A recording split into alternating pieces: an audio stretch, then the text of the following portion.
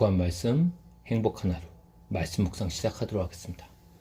오늘 우리가 함께 묵상할 말씀은 예레미야 49장 7절에서 22절 말씀입니다.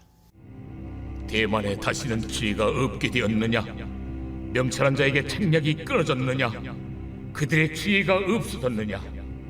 드단 줌이나 돌이켜 도망할지어다. 깊은 곳에 숨을지어다. 내가 에서의 재난을 그에게 닥치게 하여 그를 벌할 때가 이르게 하리로다. 포도를 거두는 자들이 내게 이르면 약간의 열매도 남기지 아니하겠고, 밤에 도둑이 오면 그 욕심이 자기까지 멸하느니라. 그러나 내가 에서의 옷을 벗겨 그 숨은 곳이 드러나게 하였나니 그가 그 몸을 숨길 수 없을 것이라. 그 자손과 형제와 이웃이 멸망하였은즉 그가 없어졌느니라. 내 고아들을 버려도 내가 그들을 살리리라. 내 과부들은 나를 의지할 것이니라. 여호와께서 이와 같이 말씀하시니라. 보라, 술잔을 마시는 습관이 없는 자도 반드시 마시겠거든. 네가 형벌을 온전히 면하겠느냐? 면하지 못하리니 너는 반드시 마시리라. 여호와의 말씀이니라. 내가 나를 두고 맹세하노니 보스라가 놀램과 치욕거리와 황폐함과 저주거리가 될 것이요, 그 모든 성읍이 영원히 황폐하리라 하시니라. 내가 여호와에게서부터 옳은 소식을 들었노라. 사절을 여러 나라 가운데 보내어 이르시되 너희는 모여와서 그를 치며 일어나서 싸우라. 보라, 내가 너를 여러 나라 가운데에서 작아지게 하였고 사람들 가운데에서 멸시를 받게 하였느니라. 바위 틈에 살며 산 꼭대기를 점령한 자여, 스스로 두려운 자인 줄로 여김과 내 마음의 교만이 너를 속였도다. 내가 독수리같이 보금자리를 높은 데에 지었을지라도 내가 그리로부터 너를 끌어내리리라. 이는 여호와의 말씀이니라. 에돔이 공포의 대상이 되리니 그리로 지나는 자마다 놀라며 그 모든 재앙으로 말미암아 탄식하리로다. 여호와께서 말씀하시니라. 소돔과 고모라와 그 이웃 성읍들이 멸망한 것 같이 거기에 사는 사람이 없으며 그 가운데 머물러 살 사람이 아무도 없으리라.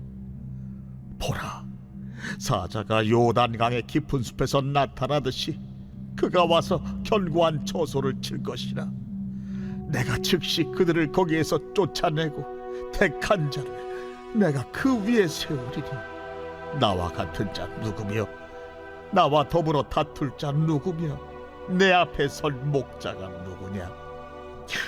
그런즉 에돔에 대한 여호와의 의도와 대만 주민에 대하여 결심하신 여호와의 계획을 들으라. 양떼의 어린 것들을 그들이 반드시 끌고 다니며 괴롭히고 그 처소로 황폐하게 하지 않으리라. 그들이 넘어지는 소리에 땅이 진동하며 그가 부르짖는 소리는 홍해에 들리리라. 보라, 원수가 독수리같이 날아와서 그의 날개를 보스라 위에 펴는 그 날을 에돔 용사의 마음이 진통하는 여인같이 되리라 하시니라. 예레미야 말씀을 우리가 요새 계속 묵상하고 있는데요. 예레미야서 특별히 46장부터 51장은 하나님께서 열방을 심판하시겠다는 그 심판의 메시지가 기록되어 있습니다. 오늘 우리가 읽은 예레미야 49장 7절에서 22절 말씀은 특별히 에돔에 대한 심판의 메시지입니다. 하나님은 그동안 이스라엘과 유다를 괴롭혀왔던 에돔 족속을 벌하시겠다고 말씀하십니다.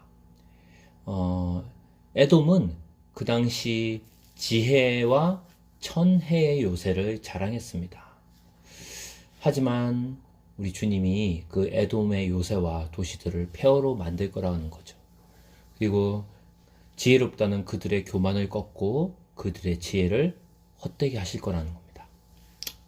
7절 말씀 보면 에돔은 바벨로니아가 유다를 공격할 때 그 바벨로니아가 유다를 공격할 수 있도록 옆에서 측면에서 지원을 했어요.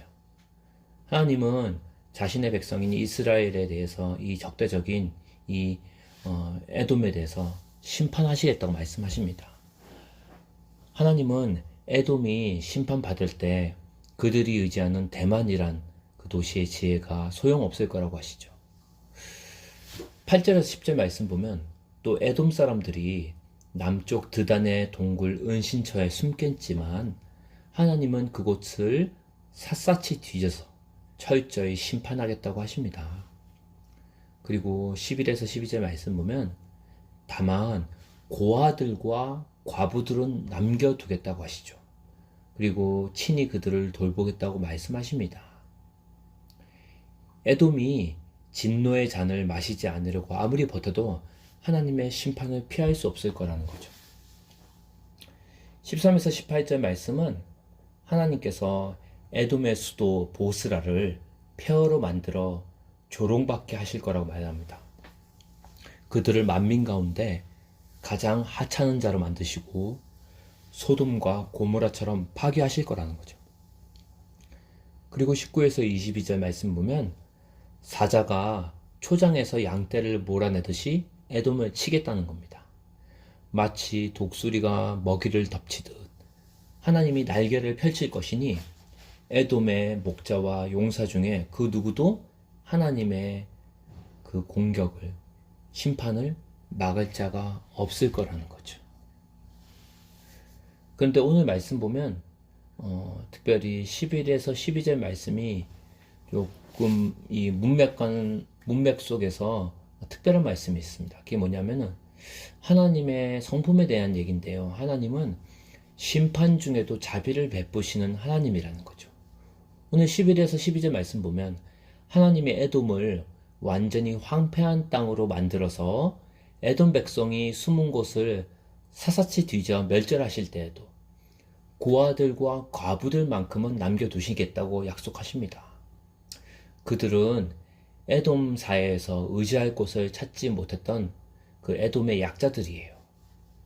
비록 부자와 권력자들에게는 그들이 하찮은 존재였겠지만 하나님에게는 그 고아와 과부는 특별한 존재였기 때문입니다.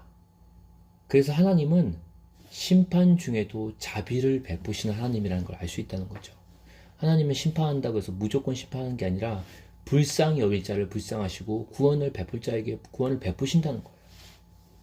그리고 이 하나님의 심판으로부터 아무도 구해낼 수 없다는 거죠.